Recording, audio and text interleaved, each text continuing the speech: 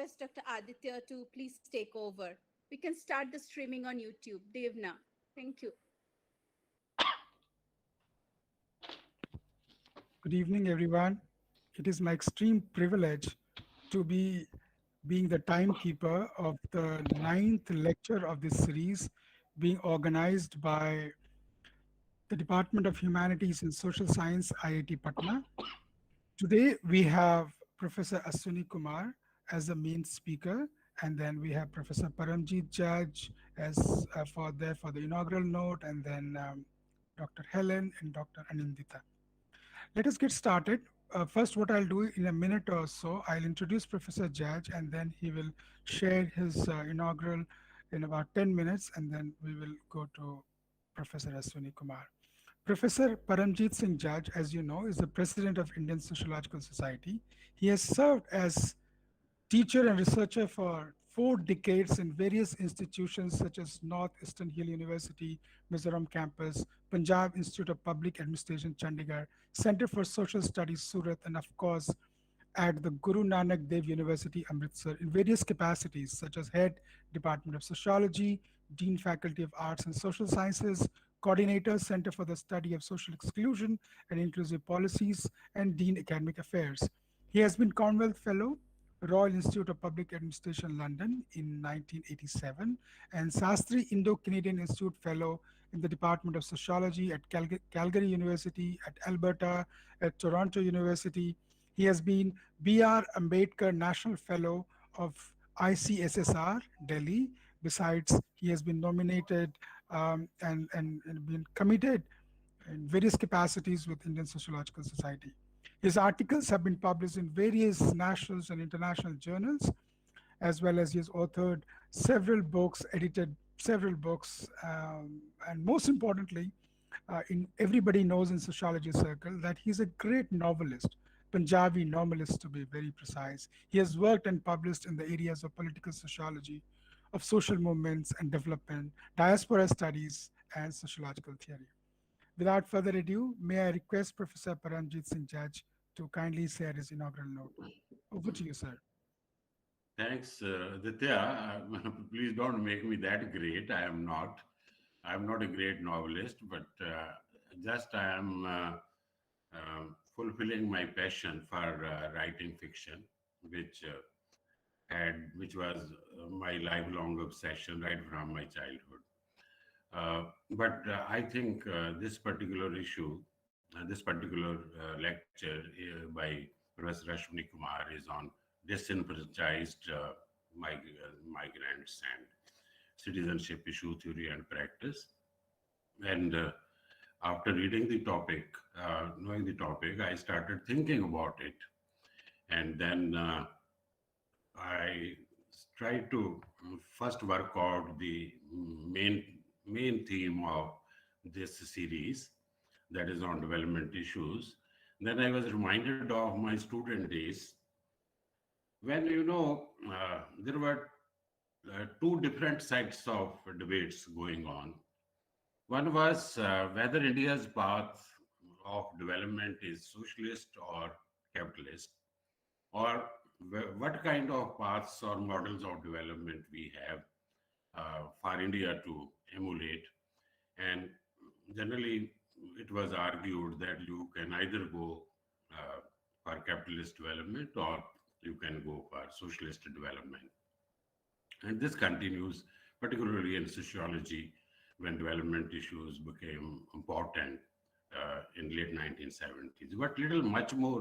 But little earlier than that, and continued in 1970s, was the domination of underdevelopment thesis, started by Andal Gundar Frank, Samir Amin, and in fact, it dominated the debate all over the world except India. And it did not happen in India. Underdevelopment thesis did not catch the imagination of Indian social scientists. And in parallel to that, I think from 1969, if I am not wrong, the debate started, initiated by Ashok Rudra and Utsav Patnaik, on mode of production issue debate. We call it debate of on mode of production in India, particularly in Indian agriculture, because Green Revolution was just 2 years old in 1969. It started in 1979 and 1967, and I have witnessed the whole process of this agricultural productivity in my village, and then obviously its consequences. But this was pre-globalization phase in which all these issues were debated. But after globalization, the entire focus on this issue of development underwent a change. And it is here that, besides other things, the issue of movement of people became very important. Now, uh, follow Ricardo's thesis of political economy of subsumption of labor, which B. Singh Balaria and his other colleague, they popularized in Canada. But I think this migration process became very important, on which uh, we are going to listen to Professor Ashwani Kumar.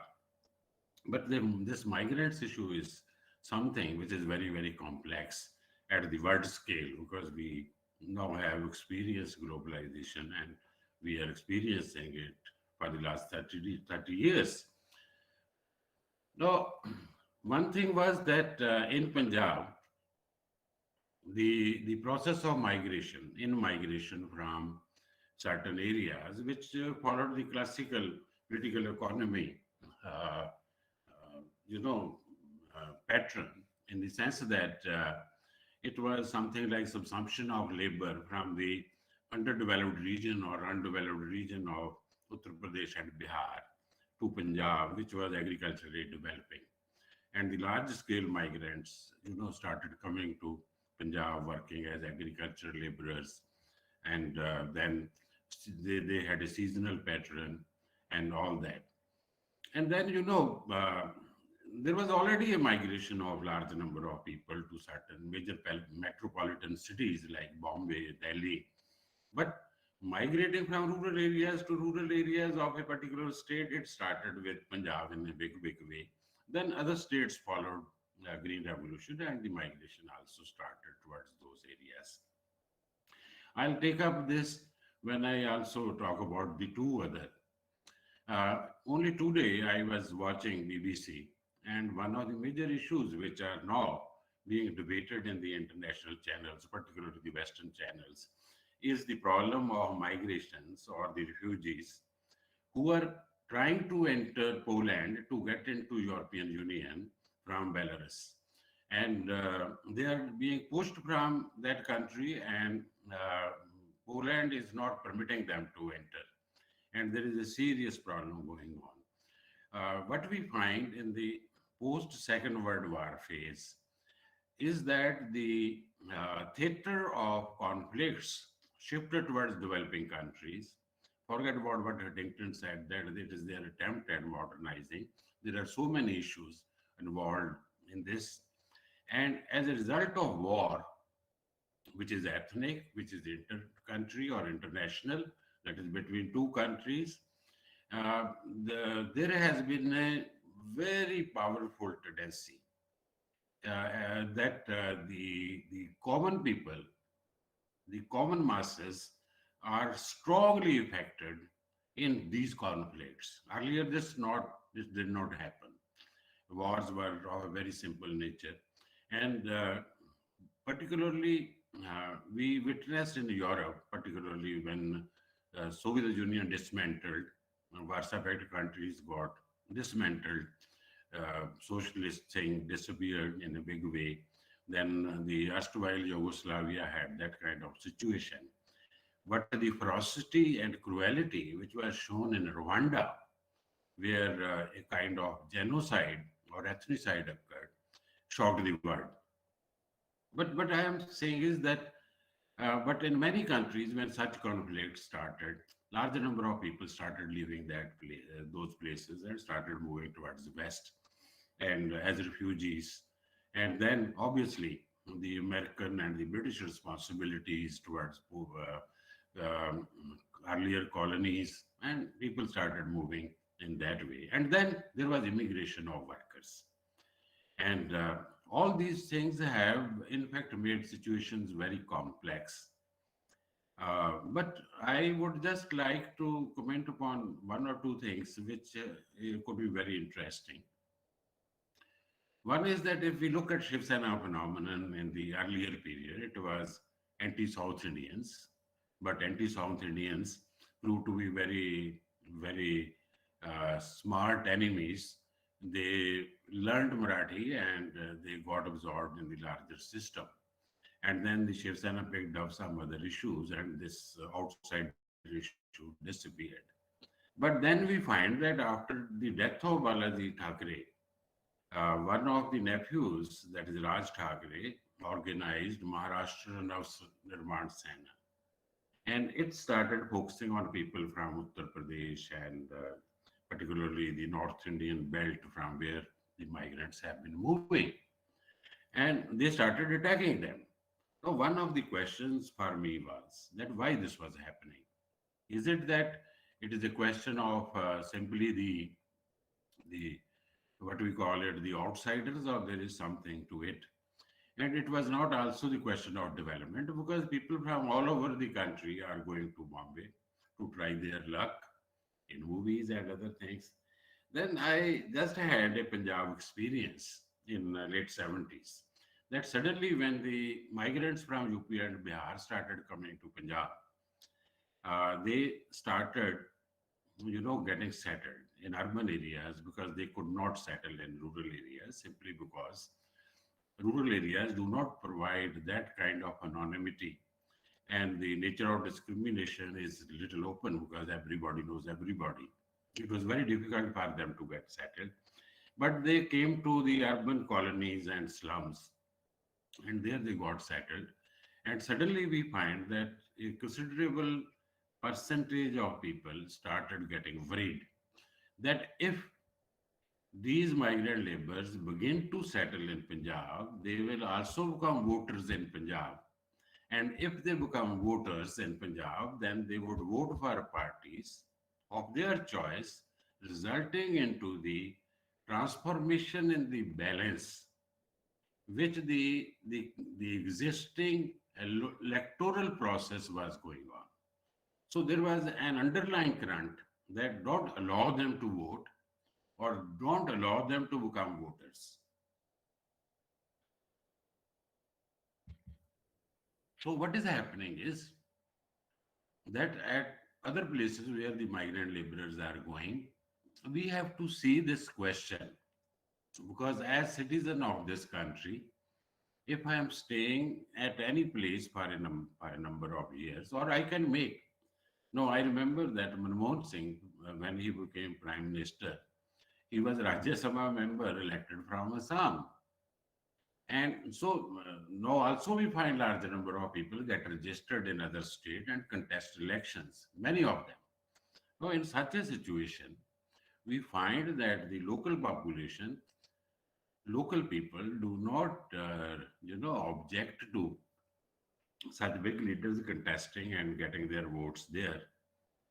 Or in two states like Prime Minister Modi contested from Baroda as well as from Banaras, there was no problem. Rahul Gandhi contested from Amethi and from Kerala. So that was something which has been happening at the leaders level. But now the question is that what is happening to the migrants as citizens and voters? This was something I was amazed that most of the reaction to the migrants in their own country is taking place on the issue of voting pattern and their process. Now, it also means that when we talk about the soul on which we will learn more from Professor Ashwani Kumar, that when we talk about the sole question of citizenship, one way of understanding is through Constituent Assembly debates, through Constitution, and various legal enactments. This is a broad area in which people from constitutional studies, from political science, and from sociology, this thing. But one of the major domains which is emerging at the moment is that can we raise a question that this whole issue of uh, what we call it, sons of the soil thing is linked with the politics of elections and voting pattern. This is something which I am very seriously realizing that this could be a reason. For me, it is still a conjecture, but I know what has happened in Punjab. But Punjab is little different from rest of India. But we have to see some of the areas like Bengal, where metropolitan cities are, that how the configuration of the political process is taking place or reconfiguration is taking place due to migrants. With these Thank you. words, I think this is sufficient for me because I'm not expert on this. I'm just saying talking about this, which I worked on. So I Thank you, think sir. I am keen to listen to Professor Ashwani Kumar on this Thank you. issue. Thank Thank you. you. Thank you. Udit. Thank you so much, sir, for setting the tone and the importance of the lecture that we will soon have from one of the academic rock stars, uh, Professor Ashwani Kumar. Actually, there was a PhD student who had applied for admission, and because he said he had done MA in development studies, so I asked him the starting question: Do you know Professor Ashwani Kumar? Because I hold him in such regard. And he said, yes, sir, he's a rock star. And then we summarize, okay, he's an academic rock star.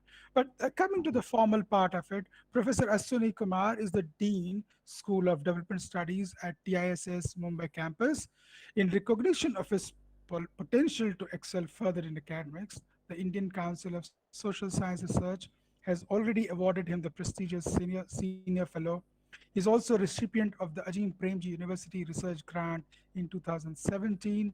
Professor Kumar is proactively involved in monitoring and evaluation of Mahatma Gandhi National Rural Employment Guarantee Act and National Rural Livelihood Mission in various states and districts of India.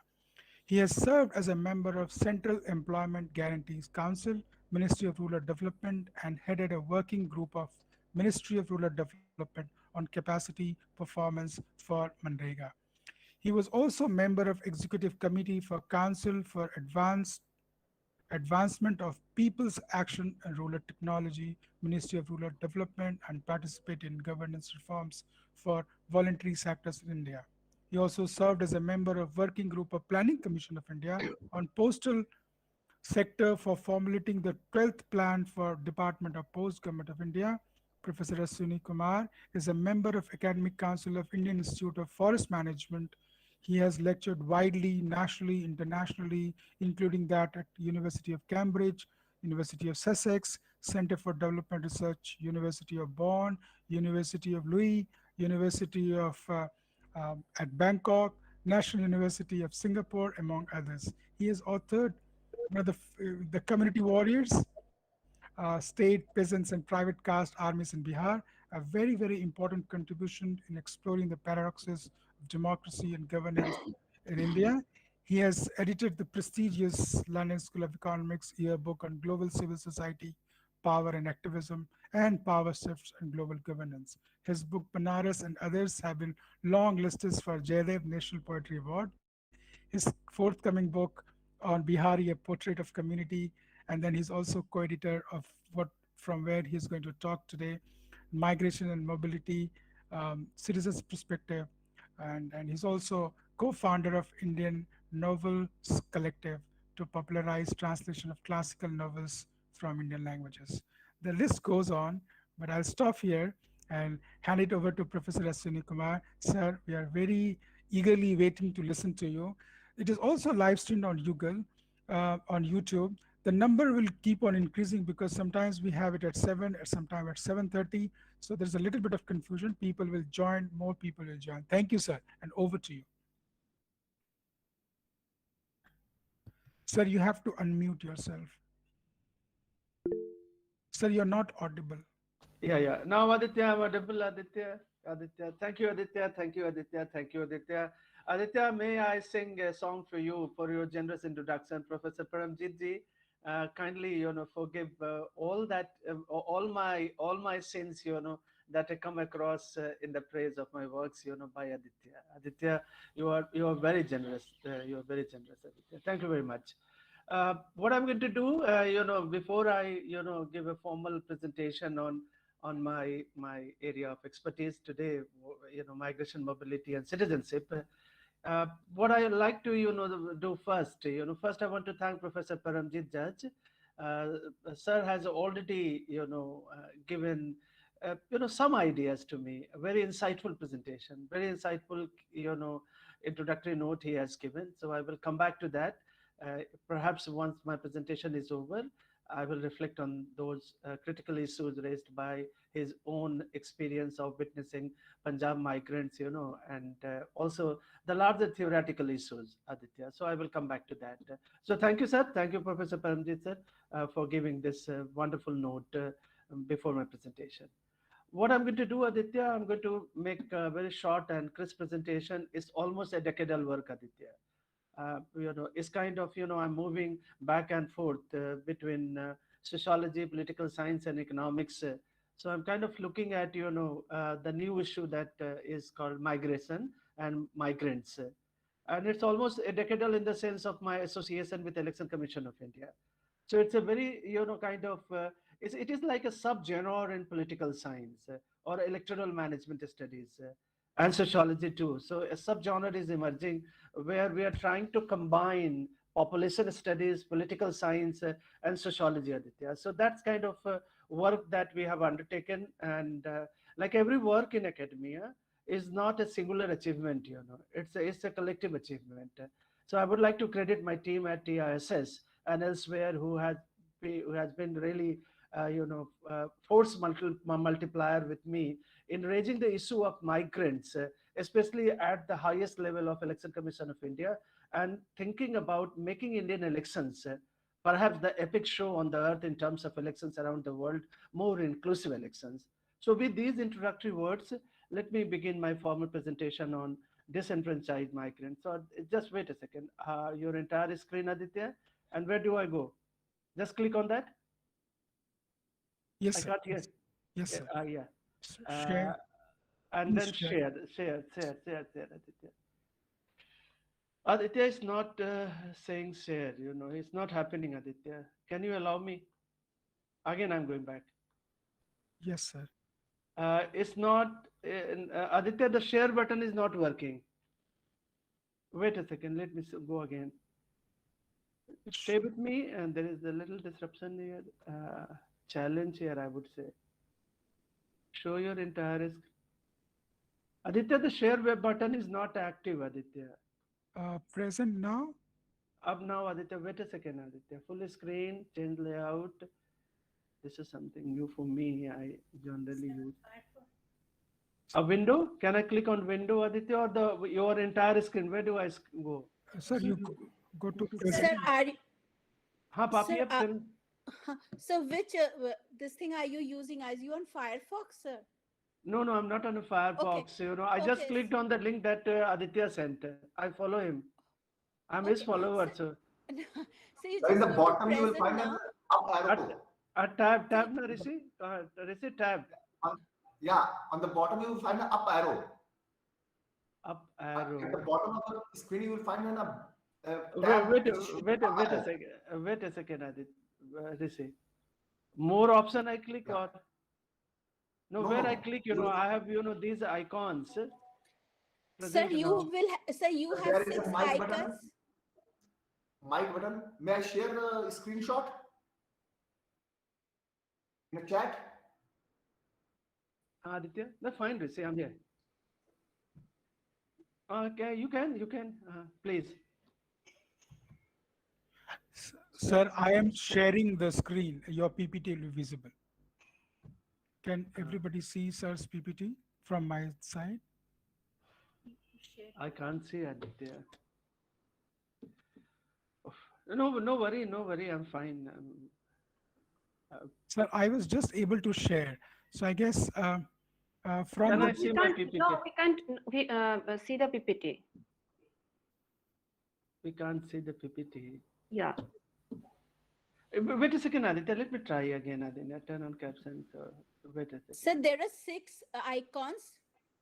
There are 6, Below? 1, 2, 3, 4, 5, 6 icon, including the Yes, phone. sir. The phone wala Yes, last. sir. Fourth one, the up arrow. Sir, Up arrow. Yeah, dekha, Rishi. This is where I'm, Rishi. So I'm clicking on your entire screen, Rishi. Can I click Yeah, on that? yeah, I did. entire screen.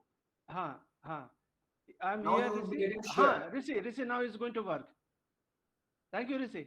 Wait a second. It's Welcome, sir. working, Welcome, Rishi. welcome. Welcome. Thank you. Sorry. Have your tea and coffee. Uh, these are, too white. Uh, oh, No, stop sharing again. What is happening? sir, you need to open the PowerPoint first, Acha, and acha, acha. then yeah, and Yeah. you make it a full screen, and then you share. Acha, Then acha. we'll be able to see it. Okay, Yeah. that's very You first minimize this screen. You open your PowerPoint. okay. Yeah. I open my Minimize. file. Yeah. Yeah. Wait a second. Wait a second now. Okay. I'm here. I'm here. Yes, Anandita. Thank you. Wait a second. Wait a second. I'm here now. Yeah. Then you attain maximize this screen, and then you share. Then it will work. Okay. Okay. Yeah. It's simple. You will be able Yeah, to it do is it. simple. It is simple. It is simple. Yeah, it's working. It's working. It's But where, working. Aditya, can you see my PPT? Yes, sir. But I can't see my PPT. So you look at your screen and you go ahead. It's working. It's working, Aditya. Yes. You're amazing, Aditya. But I can't see Aditya my PPT. Where is PPT? My God. Hello, sir. Sir, if you can, sir, can you minimize the browser window and maximize the PowerPoint window? Okay. Yeah. Okay. Yes, sir. So again, go back and do No, that. sir. You are sharing your whole screen. You can just maximize your PPT. Yes, sir. Just you Okay. can open your PPT. Okay. I open my Yes, Yeah. PPT. now Now full it's screen. fine. Now full screen. Yes, sir. Yeah, it's working. Okay, so now let me go. Sorry for but but on a more lyrical tone. Thank you very much, everyone. So I started with a preface, where I come from in the discipline, in the emerging. I guess I'm talking to my colleagues here and experts on migration mobility, and I hope there are some demographers around, demographers. So what I'm trying to do for the last one, almost like a decade, working on reconceptualizing citizenship rights for migrants. I guess in the classical and conventional sociology and political science, we have been hearing a lot, and much substantial work has been done on welfare rights, and also in the social work tradition, much work has been done on migrants and mobility. So what we are trying to do here in our new work on migrants mobility, which I have co-edited with a very eminent scholar on migrants and mobility, Professor R.B. Bhagat. So here is our idea. This is where you can see the new work, and I would like you to reflect on this work, go through the work and look at what we are trying to do, how we are trying to reconceptualize the whole paradigm of migrants and mobility from a citizenship perspective. And by citizenship perspective, we are looking at two ideas. We are looking at procedural aspect of democracy and also the substantive aspect of democracy. So those who are familiar with the literature of political science and especially on democratic theory, they would respond to it perhaps more effectively, why we are looking at citizenship right and encompassing the idea of citizenship right by looking at voting rights. So voting rights are here not just procedural rights, but also substantive issue. So this is here, and this is my metaphorical sense of belonging to this idea of migrants and mobility. So when I requested eminent painter Sudhir Patwardhan, who painted this during the COVID, it's considered a very powerful presentation of migrants walking back, during pandemic. I've written much about it and already published it, so you might find it interesting. That why Sudhir Patwardhan called it "Living the City." So you can see the focus here on gender issue, which is almost neglected in the literature on migrants and mobility. I will come back to that. So Sudhir, thank you very much for sharing your powerful and famous painting, "Living the City." Why migrants are leaving the city? And these are all, what we call circulatory migrants and short-term migrants, conceptually speaking. Migration, very briefly, I would suggest here, without going much into, as Professor Paramjit, the judge, has already referred to. And in fact, he also took back to my MA days, my college days, when we were, influenced by a lot of structural ideas and Marxist ideas, including neo-Marxist ideas, and especially the literature of, Gunther Frank and Wallerstein literature. But what over next 2-3 decades, we found out that the literature that had come from structuralism and neo-Marxism was not good enough. They never paid any attention to what we call migrants and mobility. So there is a critique here in the book. So for a more thorough critique, you can look at the introduction, where we are talking about how we are trying to put a new spin on why migration and new conceptualization is needed. So you can look at where we are coming from, in terms of the citizenship rights. So challenging the older ideas and looking at what we call a newer way of looking at migration, although the cumulative, what is called the cumulative paradigm of migration and mobility has been little dented by COVID, but we are looking at, the exclusion literature, the livelihood literature, and trying to put a spin on that, trying to look at how, there has been a revival, or what we call renaissance of optimistic ideas about migration, how migration could be a force multiplier in terms of livelihood, etc., etc. But the COVID has really challenged all of us, and including my colleague who has done a chapter in my book, Migration, Mobility, and Citizenship, Priya Disenfranchised. We have gone back to the drawing board room and trying to look at, how we can respond to the challenges of pandemic and reassess the whole renaissance of optimistic views around a new paradigm of cumulative migration, which refers to that migrants are not always impoverished, they can contribute to economy, society, and politics, This is where Professor Paramjit was referring to MNS Shivsena. I will come back to that later when I'm reflecting on Myron Wiener's classic work. To beginner, those who are not initiated into the migration literature, and especially domestic migration literature, I think Myron Wiener's classic work, what he developed a new genre of political demography, and he coined the phrase "sons of the soil." It continues to animate our work, and what we have done as a team, individually and team, that we have tried to revive Myron Wiener's classic work, and through his lens, including his limitations, including his challenges, we have tried to, develop new ideas around migration and migrants.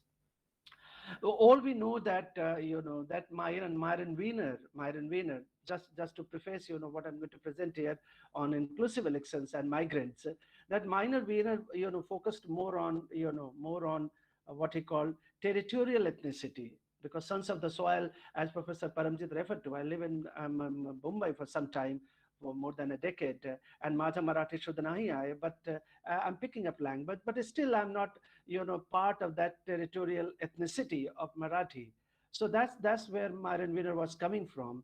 And then Myron Wiener also applied modernization thesis, which I call in my literature new modernization thesis, because when you look at, process of modernization, it leads to conditions for conflict, and conditions for, conditions of conflict due to the internal migration, And if you just look at the political science literature, the broad literature, the literature on ethnicity, violence, and civil war, you will find that globally, political scientists have been working intensively on this connection, this link and correlation between migrants and the conflicts, what he called, sons of the soil conflict, which, according to one estimate, has led to at least 1/3 of the civil wars around the world. So you can imagine how the very word migration, when you move from one territorial ethnic background to another background, another space, it causes that kind of,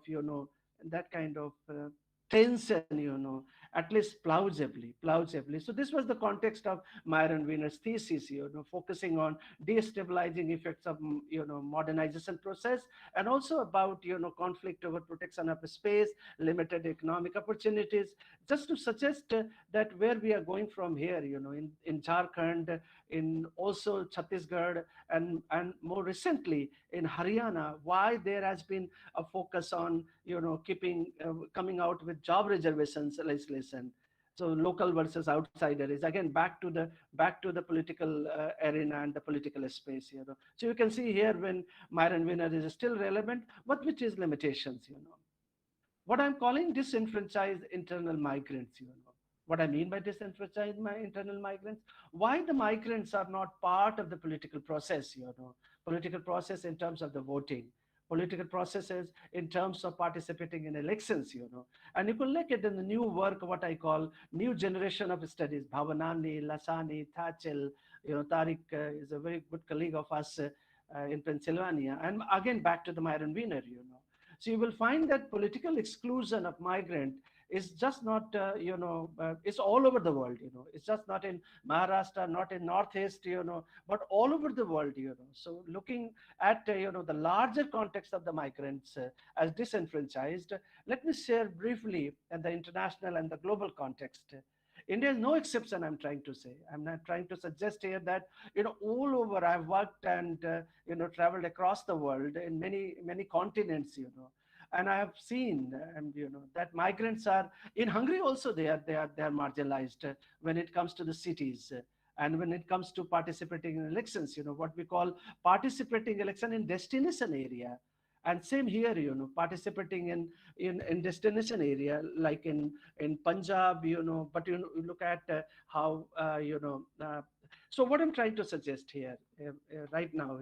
I'm trying to suggest that internal migrants or domestic migrants are not only marginalized in the cities or their destination, they are also treated like second-class citizens without access to welfare rights. And in a nation with 450 million internal migrants, so almost around 37% of the population as per to 2011 census data, we are close to now the next census round. But let's see, how we compute that data. So what, just giving you a sense, and I will skip it because I have already spoken about, internal evidence that around the world, everywhere, migrants are facing the similar challenges like the Indian domestic migrants are facing in their destination area. And what I'm trying to suggest here, that it has not been captured in conventional political science and sociology and demographic studies, that why migrants are participating at lower rates than local born residents. It requires a much broader study, and in fact in our book, Sridharan, the noted political scientist, has looked at very closely in terms of a model where he's trying to correlate political parties, patterns of politics by political parties and the migrants' political behavior. It's a challenging area, so we require more work on that, but Siri has done a fantastic work on that. So this is the realm of what I call a lower political participation, Costa Rica, Turkish municipalities, and United Nations. I've lived there in the southern parts of the US, and I've seen that how migrants and immigrants have faced the similar challenge of lower political participation. Indian case, let me come back to the core of my presentation today. I'm focusing more today on Indian case. So some of these characteristics are well known to my colleagues who are coming from sociology, political science, and demographic studies. The number that I'm citing, I'm also reworking this number, 450 million.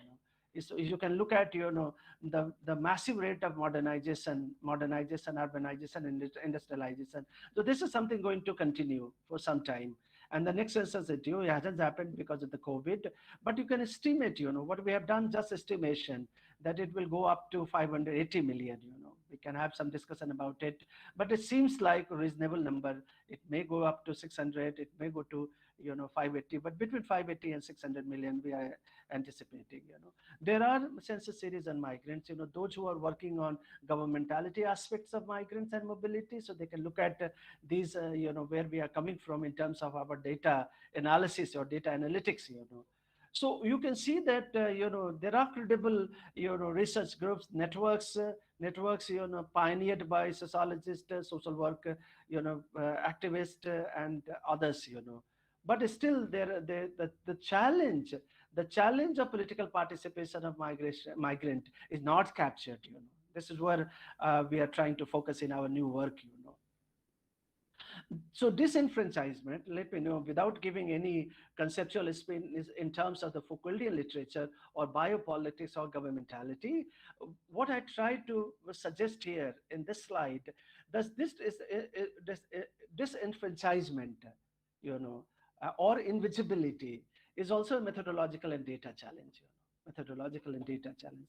So there are definitional issues, there are conceptual issues, in terms of data collections.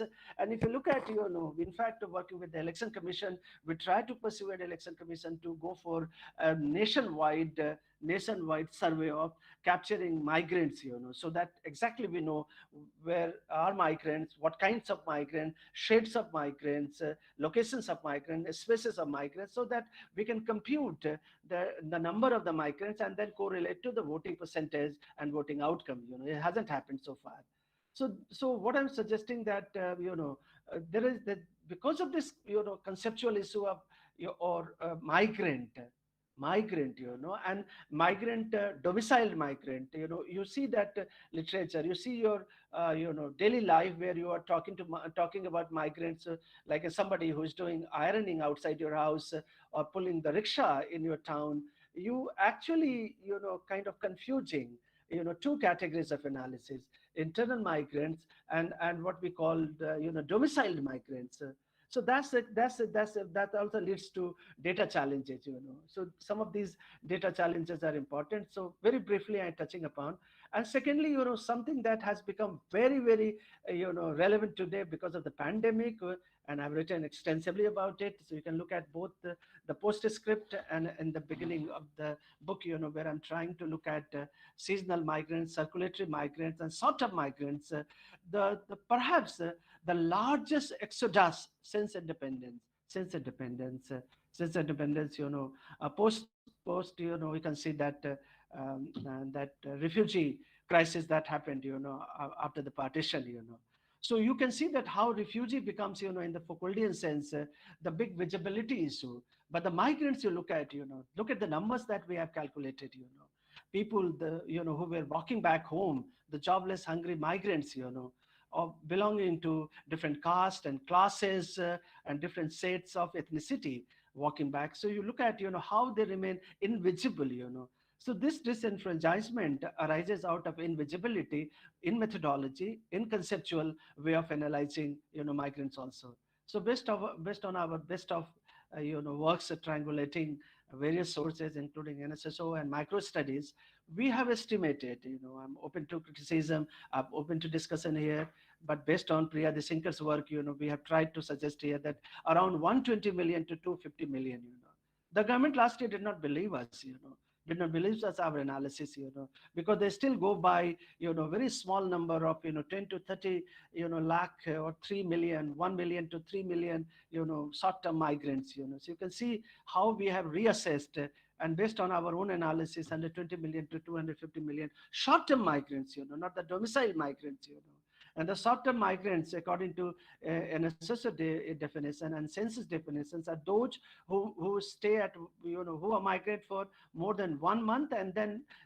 come back to their native place, native place after 6 months. So this is the issue that we looked at.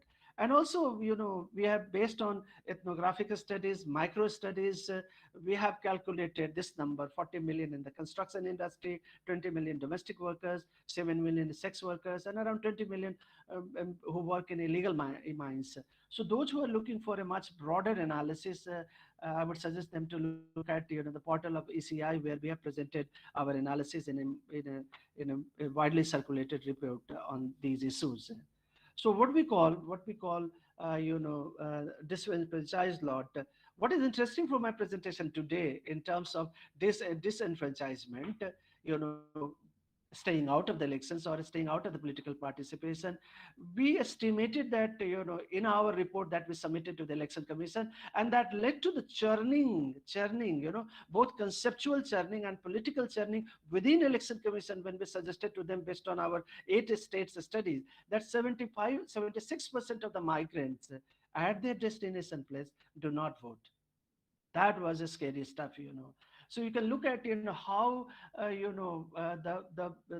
epic elections that we celebrate for genuine reasons skip this issue completely. I guess for the time being I would like to skip this who migrates, why migrates, that will require, I guess, Aditya, a separate presentation a long presentation. Very briefly, I would touch upon this. There is a lack of consensus amongst us, in the literature. Who migrates? Why migrates? There are many ways of looking at. So I've cited the broad literature. You can see Dehan, Disenfranchised, Actor, and others. Mahapatra, based on their analysis of NSS data, micro studies, etc., etc. But my people, all kinds of people are migrating. My own assessment. But it's also true that what we witnessed in the pandemic, that people who were walking back, they were generally, coming from less better off groups, ethnic, caste, and underprivileged, rather than more, better off caste groups and ethnic groups. But you can also look at, but migration has declined for, many other economic classes, also, because maybe, the welfare programs have worked in the past, and especially in the last 10 years or 15 years. Again, that's a separate issue. I've worked extensively on NRGA, where I've looked at how NRGA has contributed to, reducing distressed migration, if not migration as such. So there is certainly, lack of consensus on the nature of association between poverty and migration. But I must tell you, ultra poor and very poor often don't migrate. I have traveled across almost 200 districts in the country in connection with my works over last 10 years.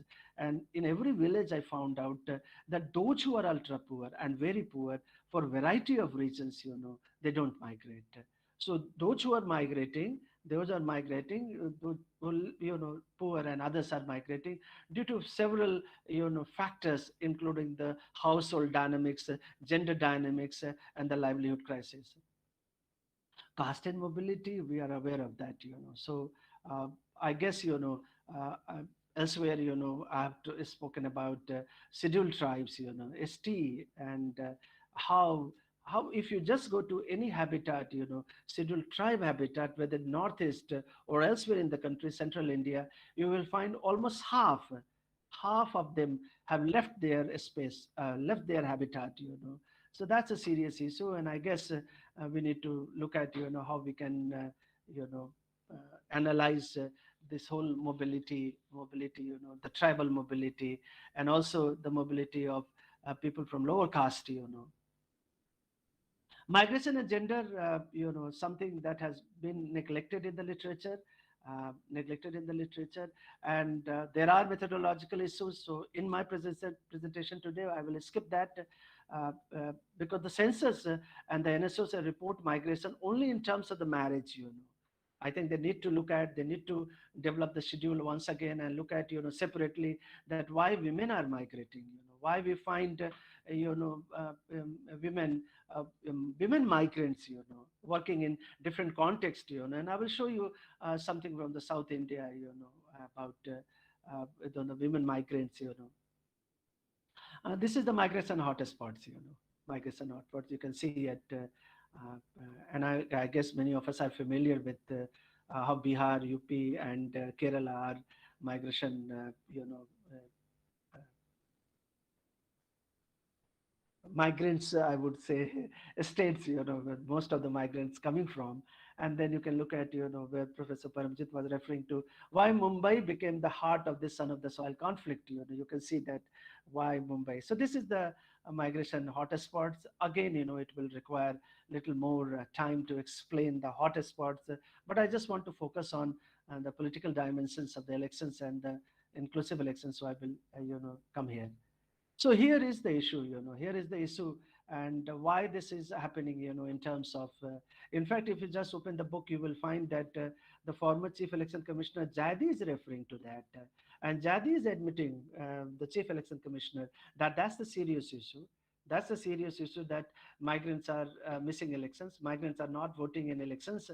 And his own estimate is about, 100 to 120 million people are out of the election space, for a variety of reasons, So this is again, although the Election Commission of India has expanded definition of ordinary resident to include internal migrants, just to respond to the issue that we raised in terms of the seasonal or temporary or short-term migrants, but still the problem continues, So we require a little more understanding from ECI to expand the notion of ordinarily resident and make it more inclusive.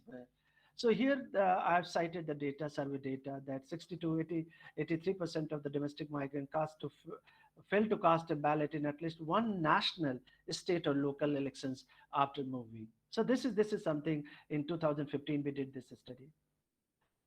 Discrimination and disenfranchisement go together, So if you look at the, conventional literature, in terms of the welfare rights violation of migrants, and the new literature that we are trying to suggest, political disenfranchisement, So you can see that around the world this is happening, around the world this is happening, and around the world anti-migrant political violence is extensive, The Sons of the Soil is not just limited to India, but the Sons of the Soil works elsewhere too, in other continents too. So this is something we can correlate that conceptually discrimination and disenfranchisement are part of the same problem, same puzzle. Let me come back to here, this part, which is the most significant part of my presentation today, theorizing underrepresentation of migrants. So those who are political scientists, or sociologists or demographer, perhaps they need to look at this idea of theorizing underrepresentation of migrants. Why migrants are underrepresented in politics? Evidence I have already presented. Given the paucity of the time, I'm not able to present the full evidence, but the evidence that I've presented is good enough to suggest that there is an underrepresentation of migrants in politics and elections. So again, using the work of Tariq Thatcher, Orbach, and others' work, and recently Gaikwad and Nellis' significant work, using natural experiments in Lucknow and Delhi, we have suggested 3 theoretical explanations for migrants' political marginalization in the cities. A, Ghare Baire, I should have used Baire, proper Bangla Baire. So the first is, the home linkage, And if you look at, journalistic reports, during elections, again, come UP elections, you will find, journalists are reporting about this, that migrants are going back, and migrants are important to the elections, and how migrants are going to vote in UP elections and elsewhere, This is called home linkage, home linkage. So what is said that, and we call it, in a large Oxford text on migrants, where we are writing a chapter, we are suggesting a new term for that, migrants as diaspora voters. It's a very interesting idea, migrants as diaspora voter, and we're looking at evidence, evidence in terms of the home linkage. But my suggestion is that we need to carefully look at, the so-called, home linkages, home linkages. So migrants who maintain close links to home, the village, Ghare, may be unwilling to refocus their political activities, or opting to remain detached from political life in destination areas. So if you go back to Myron Wiener, the great professor, was an iconic professor for us, and perhaps the real rock star professor in political science, who taught, several generations of political scientists. He missed it, while conceptualizing Sons of the Soil. Because he somehow, believed in this spurious thesis that in Mumbai, or maybe perhaps in Punjab, in Haryana, migrants are not part of the puzzle or the problem, because, because of the home linkages, because they are detached from the political life in Haryana, Punjab, or elsewhere in Kerala, so on and so forth. So we looked at this thesis, and what we find? We find no evidence, of migrants' voluntary disengagement. And this is based on again, this is based on, Gaikwad and Nellis' recent work, very recent work, based on, their natural experiments done in a large randomized controlled trial in 2 cities of India, namely Delhi and Lucknow. And you can see how Delhi, where the Kejriwal government is there, and in Lucknow, where Yogi government is there, and diametrically opposite government, you can see how both governments are united in terms of the disenfranchisement of the migrant, and you can see that so voluntary disengagement. So when we ask the question to migrants that, would you like to register in elections? Here is the evidence, 98% of eligible respondents said yes. And this applies to refugees. This applies to everyone. And this is again a global, in the global cities I have lived, and same there, asking people from Yemen, Pakistan, Bangladesh, would you like to be active in civic life of the city? The answer is almost 100% yes. This means that we miss this idea. We miss this idea and believe that migrants are voluntarily disengaged with the city. But our analysis, it's rare. We can't believe this. Secondly, the second thesis, that is, we call it bureaucratic obstacles lead to migrant disenfranchisement. I've been working on that for almost a decade, and in different parts of the country, and we are trying to work through, small and micro studies.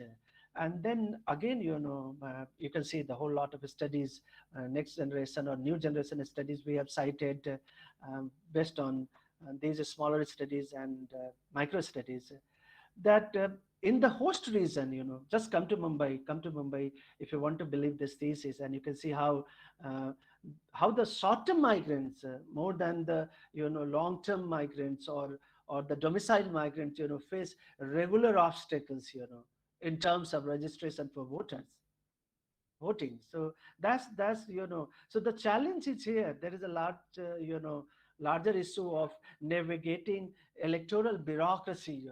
Electoral bureaucracy. So if you look at electoral bureaucracy, and if you look at the design of electoral bureaucracy in India, from the center to the bottom, from center to the panchayat, you will find that this is happening in multiple ways and multiple forms. So this is where we looked at, and I've cited that once you look at, and make the voter registration process simpler and migrant friendly, I think the turnout increases. The turnout increases. So let me come back and show you. And I guess Professor Paramjit and others, the doyens of sociology and political scientists would reconsider the thesis of middle class apathy in large cities and affluent cities and metropolitan cities. In the past, we believed, people in Delhi, people in Bombay, and especially in Bombay. I live in Bombay. I live in better parts of the Bombay, in the middle class parts of the Bombay. And we believe that, because of the middle class apathy, the turnout is lower and getting lower in Bombay, both in parliamentary elections and state elections. But here's the evidence, Sanjay Kumar and my own student and colleague Banerjee, Saradip Banerjee's analysis of the Lokniti data. It's very clear. It's very clear that because of the migrants and migrants being not registered, in good numbers in the local elections or state elections and the parliamentary elections, the turnout is low. Again, there is another data analysis we have done of Lokniti, where we have found that 65% of recent migrants to Delhi purchased a voter ID. So that's the problem you can see. And again, Tariq Thachal from Pennsylvania, in a significant study, micro study in 2017, he found out in a sample of Delhi construction workers that only 1 in 5 migrants had ever voted in the city's election. So you can see that what I'm trying to hypothesize here is going to really, rethink the way we have been looking at, relationship between democracy and middle class, democracy and migrants, and especially slum dwellers in the big cities in the country. So there are also issues here. I guess that demographers, sociologists, and political scientists, all of us are complicit in this, not analyzing sufficiently that why this disenfranchisement is happening because of the rise of the new forms of slavery and bonded labor. And they are not on the radar of the electoral bureaucracy in our city, in our municipality, in our state, or perhaps at the national level, just for the sake of, giving you a sense of that these are short-term migrants, almost, the Palamaru laborers, You come to Bombay, you come to Delhi or Bangalore, wherever you find metros are being constructed, malls are being done, you will find these women, Palamaru contract migrant women. So they are never registered in the voter list, and they miss elections all the time. They are moving all the time. They are short-term migrants. These women's laying out the future of New India, but they are missing, given the grand vista. So third is, the sons of the soil. I come back to Myron Wiener and I look at political bias of native parties and politicians. We require a sufficient work. In fact, we will require a new generation of studies. As in fact, our co-edited book looks at some of the evidence, new evidence from Northeast, including Assam, so that are interesting evidence. Then you can look at how ostracism and anti-migrant bias by local born residents and the relatives happening in Meghalaya. You can see that that was something we never expected, but that's happening.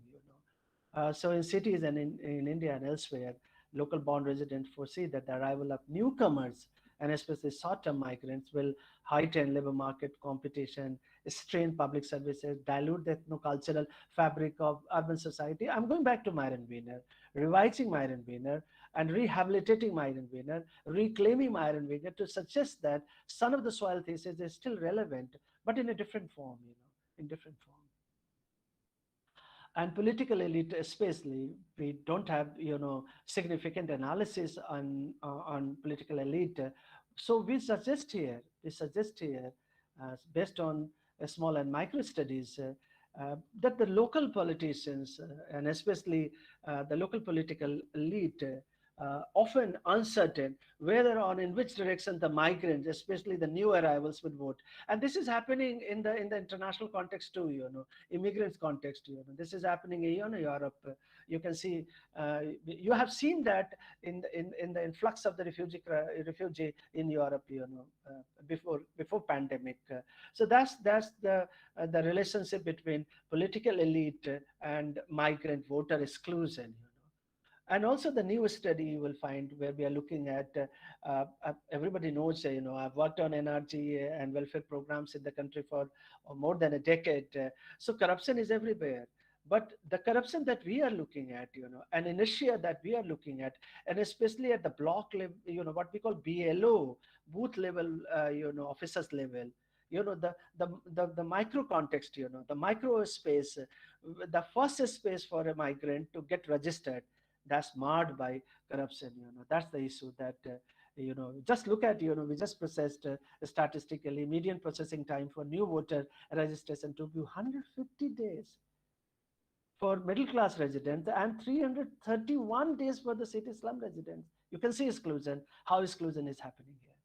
And again, I have gone through it, and you also go through these components, the processes, what we call supply side.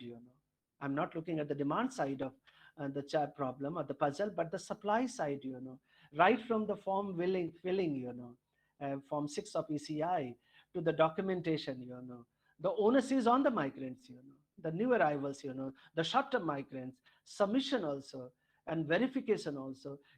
At each stage, migrants are excluded. So you can. So this is where I would like to close the discussion today for the sake of clarity. That these are processes. These are the three ways in which we can relate to migrants' disenfranchisement. And we can look at in what ways we can assess or reassess the invisibility, what I call double paradoxes, invisibility and disenfranchisement working together. There are international practices, we have suggested in our reports. I'm continuously engaged with the Election Commission. I will come back to that, that we need to put in place mechanisms like absent voting, early voting, voting by proxy, postal voting, electronic voting, mobile polling, etc., etc. There are many things that we have suggested to Election Commission and the Government of India and the Law Ministry. Here, what we have done that based on our report and analysis, and we thank the Election Commission for accepting it and suggesting the portability of balloting and other issues. And I've written about it and published also in the newspaper and the op-ed articles where we have gone for this portability of balloting. I'm not suggesting, one nation, one voting, but something is important, that we need to learn from the welfare rights that has been reconceptualized in the recent past, when we have when we can have a one ration card working all over the country, then we can also have portability of balloting. Election Commission is working on that. Madras IIT is working on that. Developing the instrument for portability of balloting. So you can vote from anywhere. A migrant can vote from Manipur, migrant can vote from and any elections of the country, any elections of the country. I will just skip, the pandemic part of the migrant challenge, and just focus on this. Way forward, just to conclude here, I hope Aditya is fine. I would like to conclude and take more questions and discuss it. That would be better, A way forward, inclusive elections. A citizen action alone, I'm not suggesting that civil society is not enough, but we are trying to look at, we are trying to look at the supply side of the puzzle, for the time being. But the demand is important, the citizen action is important. And in places, citizen actions have worked, citizen actions in terms of the NGOs, civil society groups, grassroots work groups, migrant networks, they have worked. But it's still, it's not on the agenda. It's not in the agenda. You come to any place, where you find, a construction site, where you will find men and women working, migrants working there. You will not find the discussion of voting in the elections, So we need to work on that. And how this is going to work, because this is a constitutional mandate, This is a constitutional mandate. Migration is allowed by the constitution, and Baba Sahib Ambedkar was so foresighted. Just look at, the way he designed,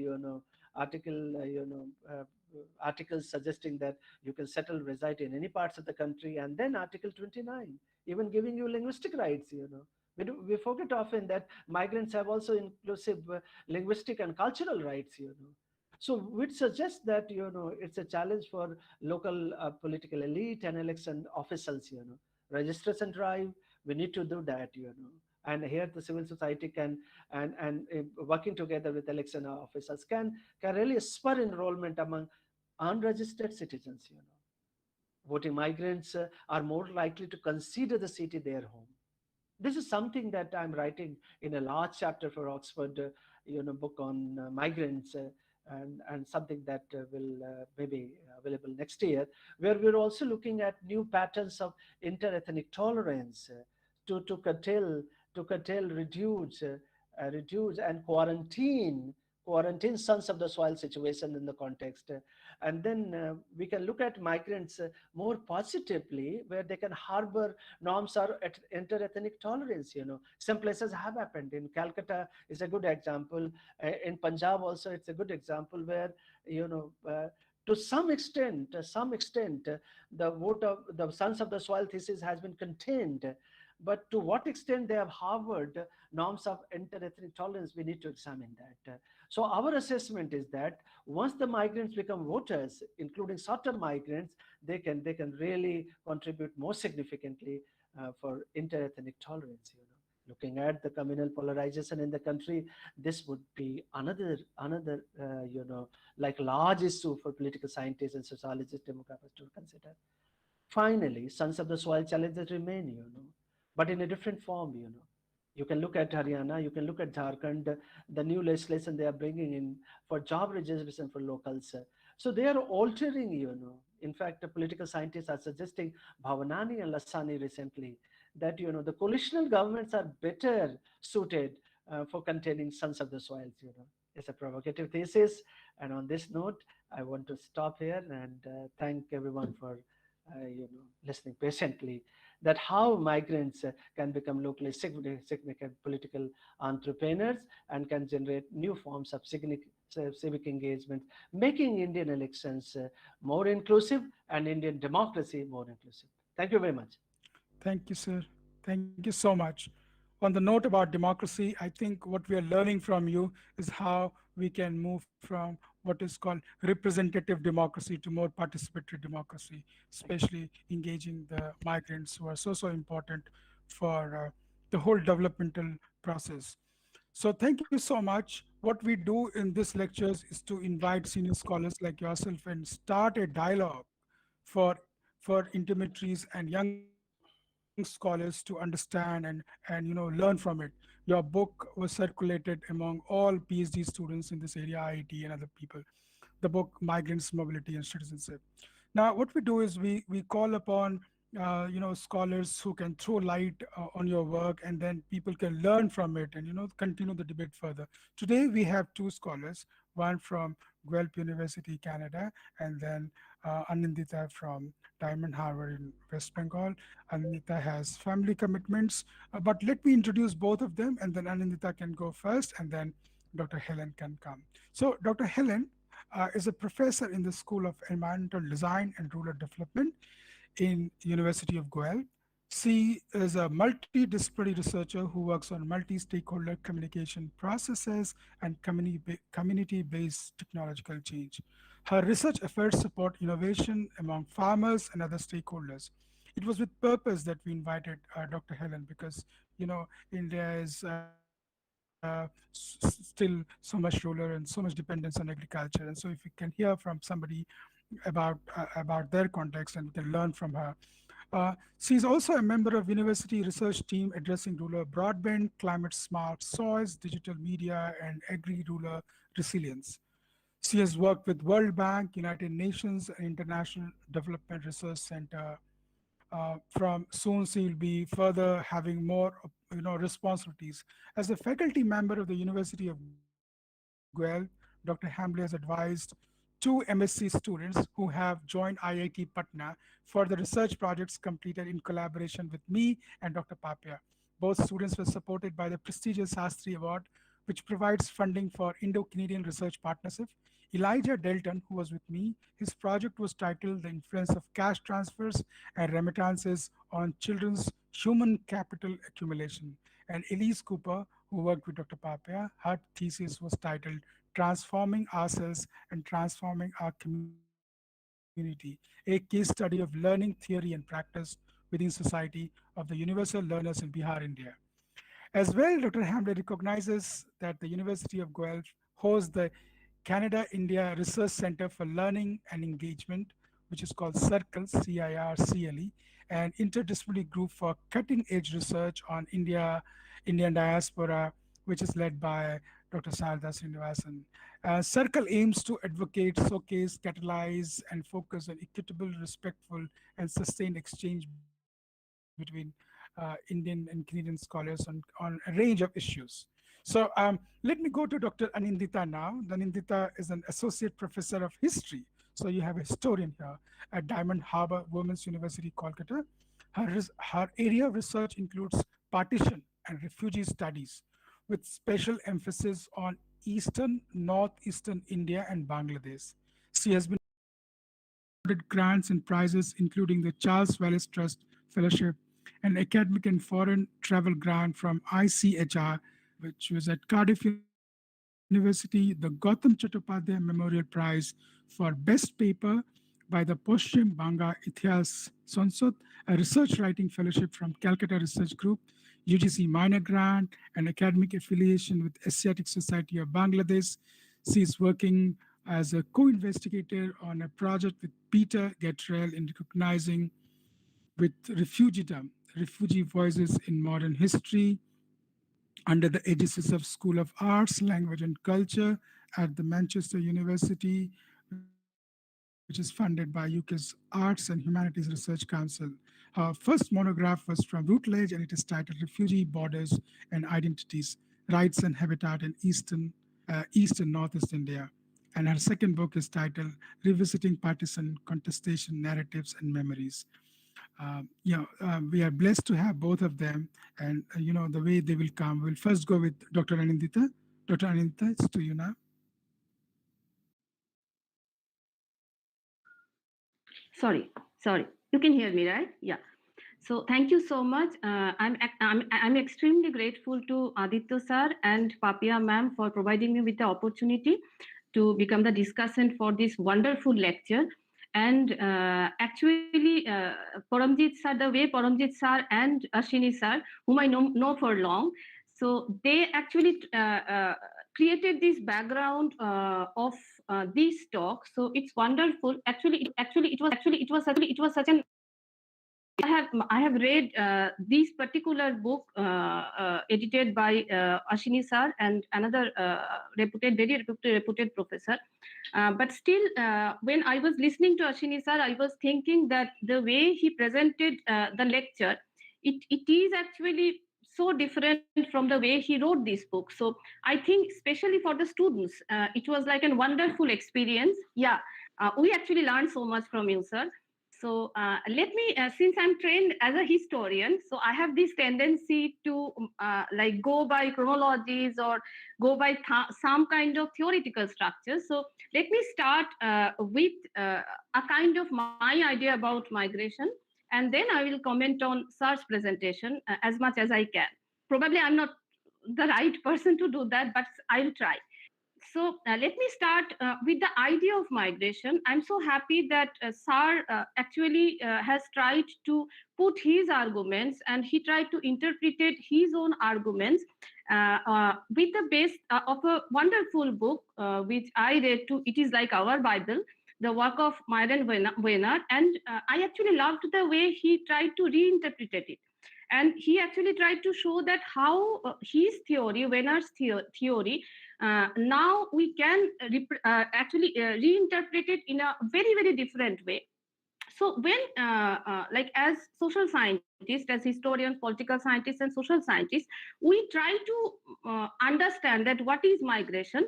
The first problem was that we always try to figure out what is the nature of migration. Like we often work on the migration, like the international migrants who cross the borderland.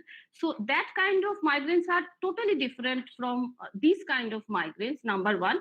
And when we read about the mandates, international mandates or something like that, first we try to think that, okay, this kind of migration is actually very different from the internal migration, or like the internal displaced persons, the way UNHCR, organizations like UNHCR or other organizations, they try to project it. But from Sar's presentation, it was so evident that the nature of crisis, what the migrants actually, they often face, is actually very similar. It is not very different. So the way we always try to categorize that who are migrants or immigrants who cross the borderland, who are refugees termed by the nation state, and who are the internal migrants, these two categories are different. But actually these two categories are, like, if we think from their perspective, these categories are actually not so different. Okay, let me give one example. Sir was mentioning in his lecture, and I actually love the point, as Sir has rightly mentioned, that when we look at the refugees and look at their crisis, so now when like in 2000, from 2019, from 2020 and 2021, we looked at the labor migration or the seasonal labor's migration. So most of the laborers, when we try to figure out that who are they, so we often feel that these migrants, like some of these migrants were actually refugees. So when I was working in Murshidabad with the laborers who often work in construction sites in Kerala and in other places, in all like huge urban areas. So they were actually telling us they migrated from Bangladesh, and then they tried to settle down here. They got their all like identity cards and everything. Then they had to like go to all these urban spaces, and in which they are not very familiar with the language, the culture, and especially the food habits. So they said that that is it's so similar. And Sar has rightly pointed out that in the first level, they always like suffer from the normal things like the economic crisis and like their settlements and everything. But the most important thing for them, which they often face, is actually the crisis of their identity, number one. And they, like the Sar has rightly pointed out, we actually don't think about it much, that why the voting pattern or their representation is so low, and we have often try to categorize this as that they are casual and they are not interested, or they are only interested about earning money. But it is actually not the case. I think the nation state is not sensitive enough to address their issues. So when this COVID happened, though Sir has not talk a lot about the COVID situation, but I read some of his articles, op-ed articles and other articles. So Sir has rightly pointed out that when suddenly we came to know about the huge migration of the seasonal migrants. So we were shocked and we thought that who are they and where they were staying. As we all know that they are the urban service providers, and we know we often ask them that where you are basically from. So we all know that they are not from Calcutta, they are not from Bombay, they are not from Delhi, but we don't have any idea about their number. The way social scientists, they always try to put it, like when they talk about politics, the number game. So they don't have any idea. So when this COVID happened, though we know about the internal migration, the migration of the laborers and for other job sectors, so we were not aware their numbers. And when we saw images in newspapers and in journal articles or the percentage that Sar was rightly pointed out, and I was looking at their numbers, so it is actually strange that we don't have any idea that how many of them are there and how they are behaving or how they are reacting to the state policies. During COVID, when we saw these migrants, we often tried to figure out that why they are migrating. Like the way Sar was pointing out, that they didn't know that what to do in these urban areas, as they always tried to contribute in these urban areas, but suddenly they got to understand that these urban areas or their employer, they actually don't own them. So they cannot give them protection. They are not willing to give them protection. And instead of giving protection, they say that since we can't give you a job, so you will have to migrate. So what, and the nation state, they were not even aware, they were not even sensitive enough to offer them at least a transport or something like that. So in one case, the urban areas, they actually declined to give them protection. And on the other state, that the normal states of India, since I work on Northeast, I know that they actually gave instruction to seal the borders. So in one way, central government was kind of asking them to go back, as at least they will get some ration or some facilities provided by the government. And on the other, the state government, they said that since they are migrating, their migration is dangerous. So they can actually come back with COVID or something like that. That will be dangerous for the villages. So they said to shut the villages. And we saw so many images that they are actually waiting in the borderlands and they are staying even in trees or something like that. So that portion was actually very, very problematic, number one.